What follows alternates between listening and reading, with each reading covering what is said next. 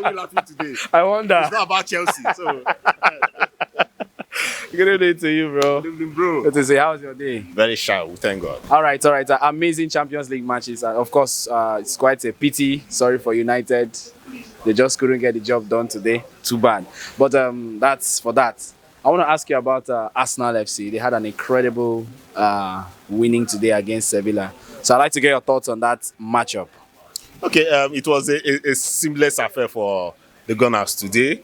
And if I tell you that I wasn't surprised, I'll be lying to you because we saw what happened the previous game in the Champions League for the Gunners. So I was expecting a tougher game today, but it's like everything worked in their favor today and they just came out victorious 2-0 and a clean sheet. And it was also shocking for a former Blue. Mind you, I was telling you the other day that Arsenal always gets robbed when it comes to their dealings with Chelsea. But today, Jorginho did excellently well. In fact, the first half of his game was just so superb. If you see the pass, the true pass he gave to Saka, it was more like cutting, using a hot knife against butter. It was just so smooth. Okay, and that was the big deal there for us. And yeah, we cannot. I cannot stand here without also telling you guys that for the fact that Arsenal did so well today, we also need to give kudos to Brighton. Okay, because somehow you find out that yes, mind you, Trossard scored, and that's why I'm saying this. Yeah. So you find out that Arsenal robbed Brighton to get Trossard. But you know where I'm going to. Okay, and it happened that Brighton robbed Chelsea, and they sold Caicedo to them. As you can see, the big difference here.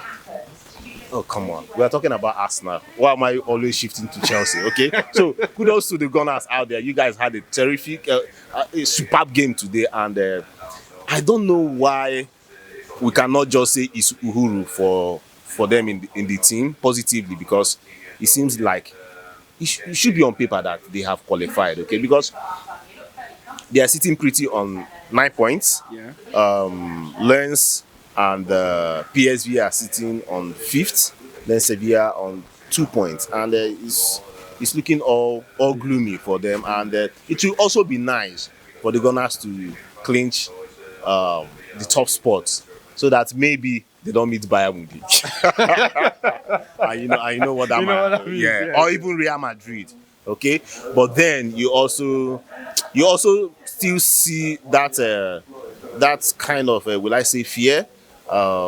Because, mind you, it's been donkey years before they made it to Champions League, and Champions League is just for those guys that are true believers of football, okay? And they just have to hold their own. I don't see them getting to the quarterfinals of Champions League. I don't see them with the way things are right now. Even despite their form.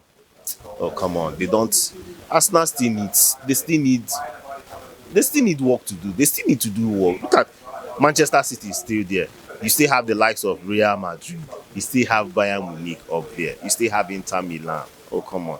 It will be a big fight for them. So if they are able to make it to the quarterfinal and also qualify for next year, I think that would be okay for the club. Obviously.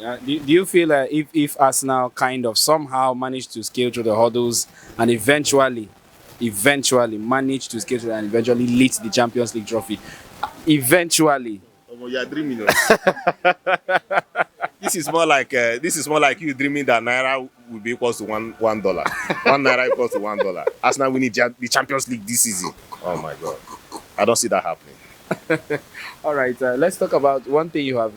Is there any weakness you have noticed in the Arsenal team, like something that can hinder them back in this Champions League or from going far? Even if they don't go as far as winning it, is there any weakness you have noticed? I don't see Arsenal having that true depth of squad. Okay, reason. Okay, you saw what happened today. Nketiah was nowhere on the list.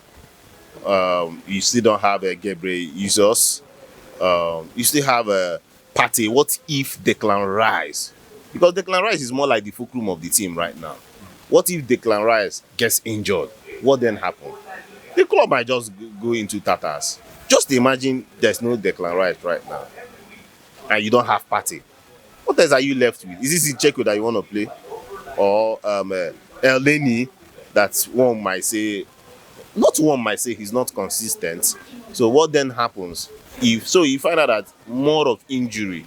What if too Martinelli gets injured? And you saw how good he was today.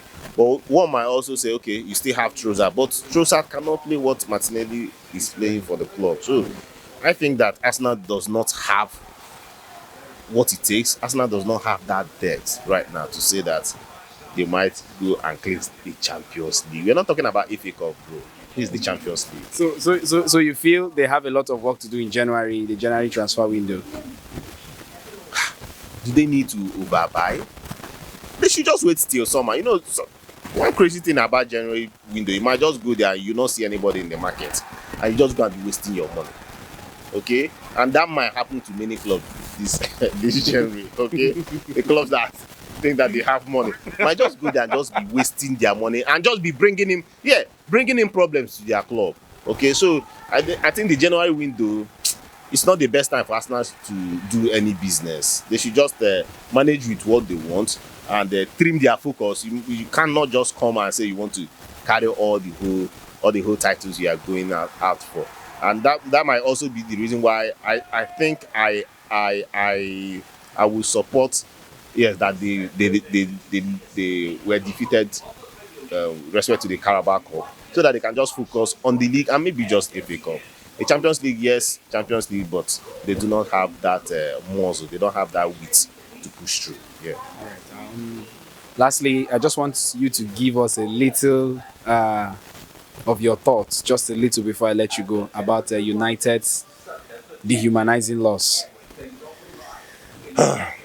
So aside Celtic, who are minus 12 in goals, Manchester United are rubbing shoulder with young boys of Switzerland in respect to goals conceded. How can you concede 11 goals in 4 games?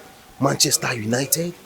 It does not make sense, okay? And one might also say, why then buy an incredible goalkeeper like Onana? Okay, why would you be conceding? And he has the Champions League badge on him. He has been playing the Champions League. Okay, why would you be conceding 11 goals in 4 games? And look at what happened today.